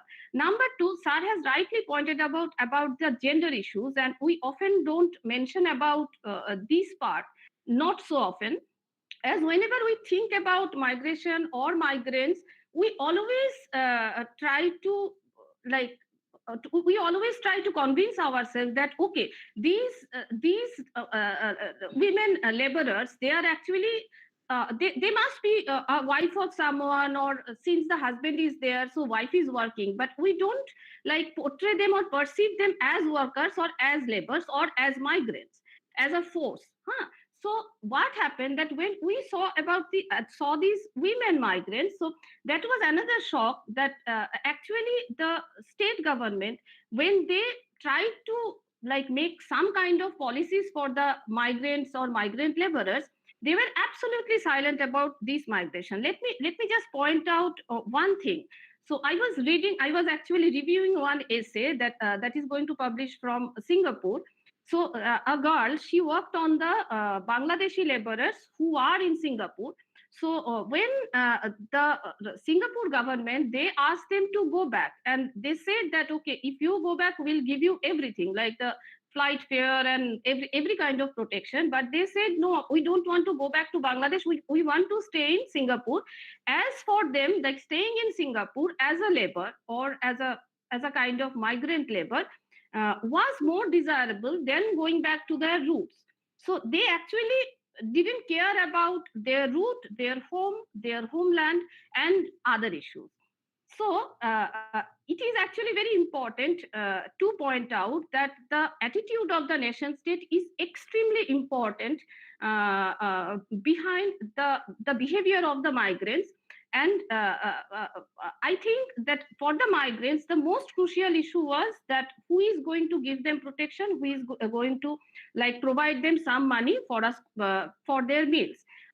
Sar has pointed out in a right way the idea of locality and the outsiders, which is another issue which was mentioned in Myron Weiner's work, and he actually tried to show the outsiders or the domicile sons of the soil in a very very different way. So he tried to portray it as through their ethnic identities, through their linguistic identities, and through their other identities, which actually make them a part of the society, the local governments or the society. But the point is, like right now, if we actually try to see his kind of theorization, Ashwini Sar has rightly pointed out that in the 21st century, his point or his theory is still valid. But since the nation state, the role of the nation state or the idea of welfare state, which is a base of like these kind of policies, so it is actually completely different from the way Myron Wenner has tried to idealize the idea of outsiders or insiders. So that debate is very, very different. Sar has rightly pointed out about the slum dwellers, the women laborers, and the refugees or migrants. And the most important part of his presentation, for me at least, the way he actually tried to show his arguments through his data. As we often say things that, okay, this is happening, that is happening, but he actually justified his arguments through his data and through his wonderful research and different kind of research. And I feel how much time I have. Am I done? Okay, yeah. So for me, the most important thing is that he didn't actually talk about the problem. He didn't talked about the policy of the government, but he tried to give a solution, which is, I think, a wonderful part. And for this presentation, I think Ashwini Sar is the right person, as he is to academia. He's a rock star, yeah, and he is one of the policymakers we know. And I was reading the forward of the election commissioner, and he has written so nicely that it was a wonderful idea that he floated. And I think that if the election commissioner and if the government, they actually try to include this research, this kind of research in the policy making part, India might be able to handle these issues more nicely or more conveniently. Thank you so much. Thank you, Dr. Anindita. It's very, very important, as Sir says in his concluding paragraph, for the. This is very important, as I was saying, that as Sir says in his concluding paragraph, for our common future. Migrants are very, very important. Thank you very much. Now we go to Dr. Helen Hamley. Dr. Helen, it's to you now. Thank you very much. Thank you very much, Dr. Aditya, Dr. Papia, for inviting me here to this series. It's excellent to be able to join you from the University of Guelph in Canada. Guelph is located about 1 hour west of Toronto, and we are the oldest English-speaking agricultural university in the country. And I've worked in many countries around the world, but I came home because I was raised on a farm just outside of Guelph. So the opportunity to join as an academic who had a lot of professional experience before returning to academia was too enticing. But I miss working internationally. I've certainly missed not being able to travel during the pandemic. And this is a remarkable opportunity to join you today. So thank you so much for making that possible. Now, I must say I was entirely impressed and deeply honored to be able to be a discussant on Professor Ashwani's presentation. As you heard in my introduction, I am an agricultural rules scholar. And I think one of the wonderful opportunities that we have here today is to have not only Dr. Anindita as a faculty member in history, but someone in rural development and agricultural studies being able to look at this presentation and learn from this presentation with perhaps a different lens on it. And the thing that really attracted me to the discussion by Professor Ashwani was how much we neglect the source to the sink of internal migration. And I work at the source level. I work in the village or in the rural areas where we must wonder, what are the push factors that are propelling this social change across India? And I enjoyed and learned so much from Professor Ashwani, because I thought to myself, you know, really, we have come up against this issue in the pandemic like no other time before in history. And it is happening in every country. So I completely agree with his statement that in every single country, we're dealing with this unprecedented internal migration. Even here in Canada, we have a historical migration from the outports of the Maritimes, the eastern provinces, the northern provinces and territories into the cities. But we've seen displacement like no other during this time. And there's also a fundamental environmental and agri-food crisis underlying this displacement. Here in Canada, forest fires and flooding, unprecedented during climate change, are propelling this push from the source to the sink of the other towns and cities or construction sites, etc. And in India, very similar, I believe, in terms of what's happening with the challenges in the rural villages. So I really appreciated hearing about this in the Indian context. The twinning conceptually and also in very practical sense of Professor Ashwani's link between discrimination and disfranchisement, I completely appreciate and agree with. It is a human rights issue, and it's human rights denied. We have also a complete assumption that as citizens of the same country, some have electoral rights and some do not. And this lack of civic rights and a capacity to support the expression of civic rights with internal migrants is of great concern. I really learned a great deal about the opportunities to, for instance, do further research around this non-voluntary sort of civic expression and participation, and interesting dynamics there pointed out by Professor Ashwani. Now here, I'm always very interested in applied research as a rural scholar. I think it would be very interesting to have more definition of what migrant friendly means. Is this about literacy and language and the ID card, or is there something more? I find the ID card a very interesting entry point to analysis, because the ID card reinforces this relationship with the source, the village. Here is where you would typically get your ID card. So certainly in many of the rural societies that I've worked with in Africa, Caribbean, Latin America, your ID card comes from your village, where local officials identify you with a family and then release the identification. So not having an ID card says something also about the social relationship with your own family and kin and your community. And that disenfranchisement from the village is going to create obviously very crucial problems in terms of establishing that identity card. So what are the opportunities? Identities a way forward. I loved very much hearing about the role of local politicians who do bear a responsibility and a role in supporting civic rights. One of the questions, of course, that I have to ask, because I work in digital technologies and I'm following this side of the technologies and their role in overcoming discrimination and disfranchisement, is that we are creating smart cities all over the world, not just the developing world, but all over the world. And in these smart cities, we actually are building them, number one, on contract labor, and number two, with very cold hearts.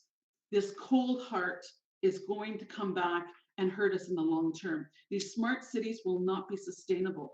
They may be new spaces of violence and social disenfranchisement, of neglect of gender rights, of new types of discriminations and violence that we haven't seen before. So we must move towards caring environments and caring for those who are in our spaces temporarily or permanently. that's where I wanted to raise a comment about one of the students, I believe it's a student, Berenda, who mentioned the word host, hosting. How do we create conceptual frameworks and practical sort of applications in policy, in capacity development locally, to talk about hosting? What is a good host? Why does hosting matter? And does hosting overcome some of the strain on resources and reduce this protectionist, son of the soils behavior? So in conclusion, I just want to say how fascinating it was to be here today. As a rural scholar, I do believe that the push out is really at the source of the issue, and that our food and agricultural and environmental systems under strain everywhere in the world are making us question whether or not we can really achieve the sustainable development goals without addressing a very inbuilt and challenging issue that Professor Ashwani has raised today, which is, you know, internal displacement, and at a scale that we've not realized before in the world. So thank you so much, Professor. Really appreciate it. Dr. Aditya, Dr. Papia, thank you for inviting me to be here today. Thank you so much, Dr. Helen. We will continue to, build bridges and do a lot of academic work. May I request Professor Judge to share his reflections before we go to Dr. Ashwani for his comments on this issue. Professor Paramjit Judge, if you can kindly, thank you, sir. Thank you. Thank you, Ditya. And I think it was a wonderful lecture, and both the discussants have put up the issues very well. Obviously, when we look at Professor Ashwani Kumar's lecture, one is that it is panoramic view of what is happening in India, and it also tries to work out the counter logic that if Sons of the Soil is not happening, why Ghar Bahar, Bahar, we call it Bahar, Ghar Bahar, that is inside, house, home, or outside. How this logic works, and how this logic basically is, in one way or the other, is forced upon the migrants. And that, look here, you are an outsider. And and I also thank Anandita, because I forgot to mention, I don't know what is her status, but I should mention that I also belong to a refugee family. In 1947 partition, we migrated from the Pakistani Punjab and got settled here. Even now, after more than 74 years, we still make a distinction between the refugees and the locals.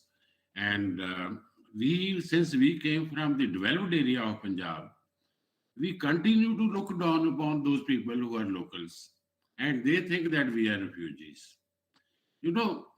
This category of nativity, or to which the place to which belong, it continues to go with you.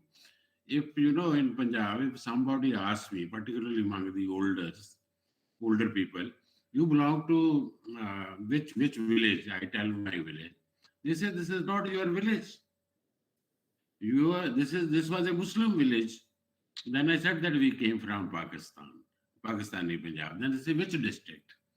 No, it moves like this.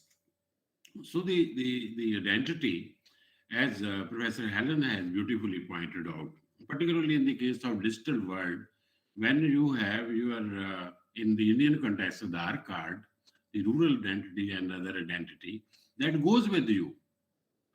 And then the bureaucracy, about which Professor Ashwani Kumar mentioned, would make it sure that, look here, this fellow has come from a village of that particular state, and now will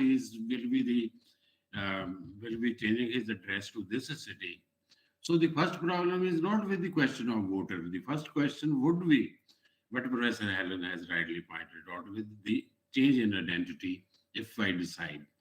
Maybe for an urban educated person like me, who is still a migrant from my native place, working here and settling here in Amritsar, this may not be a problem, because I belong to a different set of people. I have a great sense of engagement in the politics of the city and other things. But look at the people who move from one state to another. I think it is here that the presentation, the lecture by Professor Ashwani Kumar acquires a great significance. And I must say that I have learned a lot from what he said.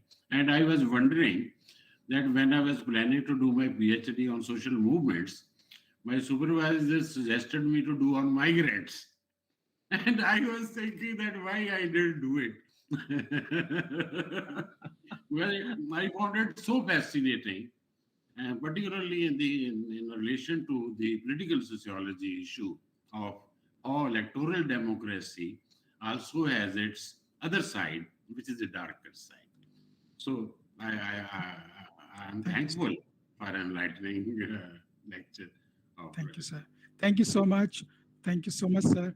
I mean, it has been really, really a great learning experience. Two of my PhD students wrote in the chat their questions.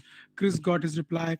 Birendra Bujel, who is actually of Nepali descent and he's working on the Nepali diaspora in India, has just begun his studies. He wanted to know, will it reduce the value of migrants in the home context if we sort of think about them and their rights? So you might have seen it, sir, and you have heard everybody. We are so pleased to hear you, and we want to have all the power to you so that right kind of changes are made through the bureaucratic channels, through the state apparatus. So now it's to you, sir. Thank you for a quick. Thank you, Aditya. You're very kind, Aditya. Very kind and very intelligent professor, and you have a great future, both of you. Aditya, it has been really a wonderful experience for me from learning from these top experts, and especially for Professor Paramjitji. He has always been iconic for us. And I was thinking, sharing a little on a lighter note with Professor Paramjit, that I was thinking about Professor Rajni Kothari, sir. He would have loved this idea of having you as a PhD scholar on migrants, migrants and Indian democracy. I know Professor Rajni Kothari. I worked with Ashish Nandi, and the three last decades in India, Aditya, not much has happened on migrants as in terms of the citizenship and the larger context of, Aditya, democracy. I work in at the Institute TISS, where we do a lot of research on social rights and social welfare of migrants. But the key question that when I entered into this area, the subjournal was the political rights of migrants, the political inclusion of the migrant. And I was reminded about Rajni Kothari's classic work, Politics in India, the opening page, where Professor Kothari hints at, rather in a prophetic tone, that the very idea of democracy is important. That needs to be entrenched in our mind, in our political imagination.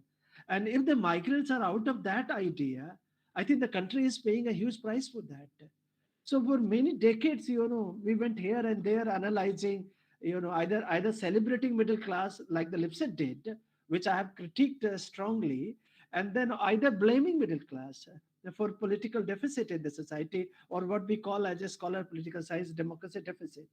So I guess, you are most welcome, sir, and we will learn from you and new research on migrants. Look forward to learning your experience about, refugee and etc. So immigrants, most welcome. So Aditya, on a precise tone on the Nepali question, Aditya. Hello. Sir, yes. Sir. What was the question, Aditya? Actually, yeah, the question is more of a reflection. What Birendra Bujel asked, he said, what happens to the connection of the migrants to the the host home place? Yeah. Does he lose it? What happens? Yeah. So, coming back. Aditya, right now, the reason is there is a data issue. My own students now have become celebrity political psephologists, including Rahul Verma on the channel. So every time election happens, the state elections happen elsewhere in the world, we start conjecturing, Aditya, that You know, the migrants are returning, migrants are boarding the trains, so migrants are returning in Chhat Puja. And we traveled with them. We tried to track them. I call them diaspora voters. It's a new research. I would love your student to work on that, write a PhD on Nepali diaspora voters. What I have presented in my work, you can look at, the Ghare Bahare, and how, Tariq Thatcher's new work, Orbach's new works in Bombay slums, what we call next generation of migrants, next generation of migrants are domiciled. So the connection between, there is some evidence, that some migrants who own land, or reasonable land, reasonable property, and reasonable, social status, they like to stay connected to their home, ghare, and like to be participating in their, like panchayat elections, or local elections, or in the civic engagement, side of the village. They do. But most of the migrants, I'm referring to two sets of migrants, Aditya. One is the permanent migrants, and the second is the short-term circulatory migrant. In my presentation today, in my work with the Election Commission, we try to look at missing voters, missing voters. So, in fact, that is where we debunk the idea of a strongly rooted ethnic ties and bonds with the village, with the host place. And this is the ground for Myron Wiener when he conceptualized the idea of the sons of the soil. So now come back to, cut to 2021 or 2020, again in the same city, why MNS has stopped attacking the migrants or us? The reason that today there are new kinds of fault lines, and they have accepted. In fact, if you go to migrant, MNS office, Sena office, you will find second generation migrants sitting and participating in their communal agenda of politics. So the whole Hindutva gang, if you look at, if I'm sorry to using the word Hindutva gang or Hindutva politicians, just come to the city, Bombay, Bangalore, So we need, Aditya, more studies, but the existing smaller bodies of significant studies indicate that this is a partly spurious thesis, that the migrants are not politically or civic or in the civic sense engaged with their cities, And Aditya, that led to realization in pandemic when these people felt betrayed by the cities. For the cities, they gave their blood and sweat. The city abandoned them. I've written both in the prose form and the verse form about this abandonment. And they returned. And immediately, Aditya, when the pandemic started easing, we started doing survey research, and we found out they were back. So looking at these 100 to 120 million short-term migrants or circulatory migrant, this is a new creature in the migration literature. Demographers neglected, sociologists neglected, political scientists neglected. Now it is up to us, the next generation of your scholarship, Aditya, and your students, to look at how this 120, or perhaps, we have not looked at, I'm responded to that the missing women voters. In fact, Pranay Rai's new book, when he refers to missing women voters, our hypothesis is that most of them are migrant women voters. So I would, like to consider this issue by the new researchers that look at, this host and destination connection, The old Tagore Ghare Bahare has to be reconsidered, at least in the new studies of migration. Thank you, sir. Thank you so much, sir. We will probably learn more from you, and our next generation of scholars will work. And maybe the Election Commission does something to catch this missing voters, and we have more participatory democracy and more vibrant democracy, and have a better said future. Now, I'll stop here now. It's getting late. We are reaching our scheduled time. I will ask Dr. Papia to join in and do a quick summary and a formal vote of thanks. Dr. Papia, it is to you now. Am I audible? Can you hear? Yeah. Okay. So at the onset, I would really like to thank all our eminent speakers for accepting our invitation to join this discussion contemporary development debate series and enlightening us with your insightful and provocative thoughts that will keep the dialogue going.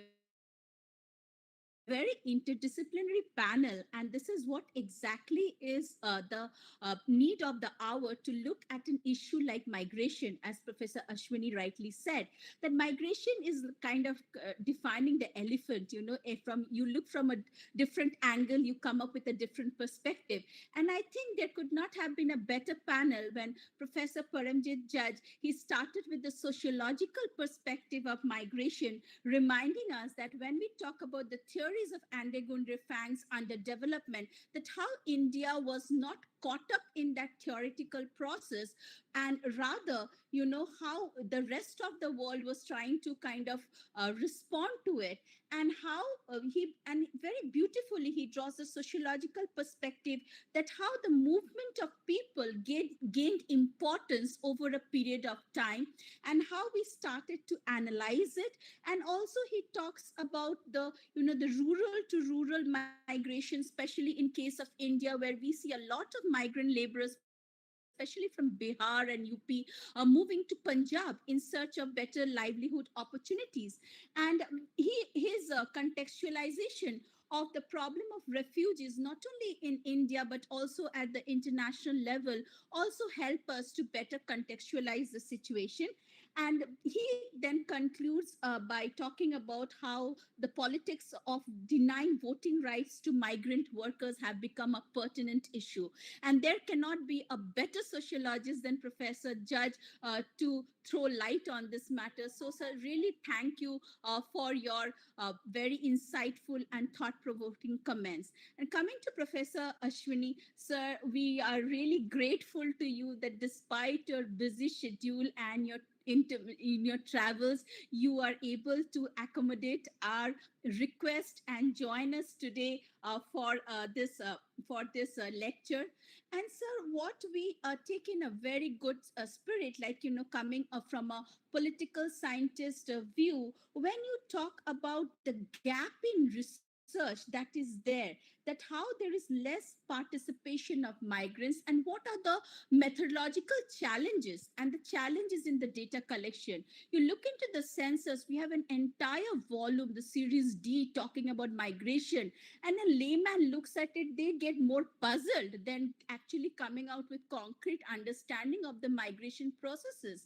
And then we get caught up in the terminologies based on the duration of the migration, who is a migrant, and then also the conceptual issues. So these issues kind of pose a very pertinent question about how we deal with migration. And I think, sir, what you brought out and allowed us to reflect upon, that when we talk about refugees as migrants, the first thing we talk about is their political rights. But when we talk about domestic migration within the nation state, we actually view these migrants just as mode of production, feeding into the capitalist system, and how the civic rights, we don't even think about them. And when we are kind of made to rethink about that, what are their rights and what do they deserve, your very nice way of conceptualizing Tagore's Ghore Baire, that the very concept of ghor or home has changed over a period of time, and hence has the concept of the outsider and insider. And the way you bring it, theorize Ghore Baire with Weiner's theory is really appreciable, sir, and only with your scholarship and expertise you are able to do that, and we are really thankful to you. And most importantly, sir, often what we see is that there is a gap between academicians and policymakers.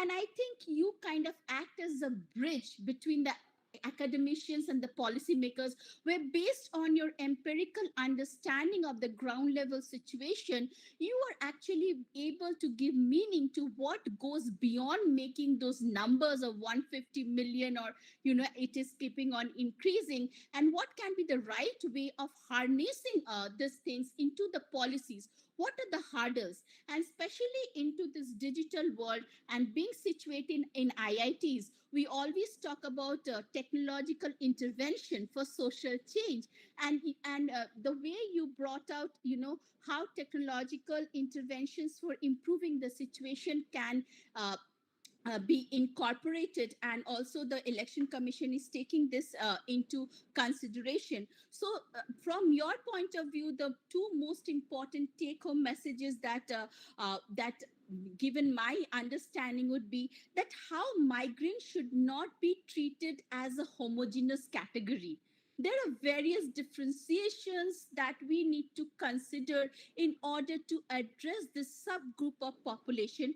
And secondly, how you problematize migrants, that they are not just modes of production, they are also linked to the social and the political processes into the society, into the nation state, and those things should be given due importance. So once again, sir, we cannot thank you enough for bringing these issues into the limelight and making us or to reflect upon it and ponder about it. Though Dr. Anindita had to leave, but I would really like to very briefly comment that coming from a historical perspective, she really brings about how even classical theories, the way Professor Ashwini had talked, like Weiner, can be recontextualized in the contemporary situation. And what I liked most was that how we often forget to treat gender, especially women, as individual migrants. That we take that, okay, they might be part of the family migrants, they come in a package. The individuality is not taken into consideration. And when she gives example of the Bangladeshi women preferring to live in Singapore rather than going back to Bangladesh, we have seen similar things in India, in our permanent campus in Beta. Like, you'll be surprised to know most of the construction workers are from Orissa and West Bengal, where we know that in rest of the India, Bihari laborers are famous for unskilled works and they go everywhere to work. But in Bihar, we see that the workers are this unskilled or semi-skilled workers are from other states. So that brings us to the question of social status at home in their ghar, and also the status that they get in Baide, in the outside or the source of destination. So this was a very point that I found to be very important in this context. And coming to Professor Helen, another perspective on migration from a scholar who is engaged into rural development and into agriculture, how you emphasize on the push factors at source, how these factors become so crucial. We go back to the now bringing my perspective as a geographer or a demographer, I think I can add a little bit to this debate, that when we talk about the push and pull factors of the migration theory, that we often miss out on the push factors at home, and are they kind of willing to come back to identity with the homeland, or once they are gone, they just don't want to be they want to maintain a distant connection to that. And also, Professor Helen, your thought about how the ID card, it reinforces or allow them to reinforce the link with the village or the homeland or the source is very well taken. And what I really appreciated the most from your discussion, that how we often talk about smart cities, but the challenges faced by the smart cities, the new spaces. As a geographer, I'm always interested into the spatial connotation of any process, and this smart cities, the way you brought out that how it create new spaces for social interaction. So are these sustainable development goals that we broadly talk about, or we kind of boast of, can we will we be in a situation to achieve this if we do not address this challenges? So thank you again for bringing these perspectives. And of course, I would like to thank ICSSR for their generous funding to allow us to conduct this lecture series. Our participants, our team of PhD scholars, as well as our BTech students, and the person whom I cannot thank enough, my spouse and faculty colleague, Dr. Aditya Raj. And so please stay tuned for our next lecture, which is on 27th of this month. And I would request Dr. Aditya to kindly share this slide. Thank you. And thank you from here. It's 9 o'clock. We should close. So the next lecture is by Professor Sudhanshu Bhushan. He has just published his book on higher education in Bihar. He's at National Institute of Education, Planning and Administration, New Delhi, NIPA. And Dr. Pushkar from Goa and Dr. Upasna from Patna Women's College will join as discussants. Thank you very much. Good night and bye for now. Thank you, Professor Ashwini. Professor Helen Judd had to leave, and Helen had to leave. Thank you. Thank you so much. Close now.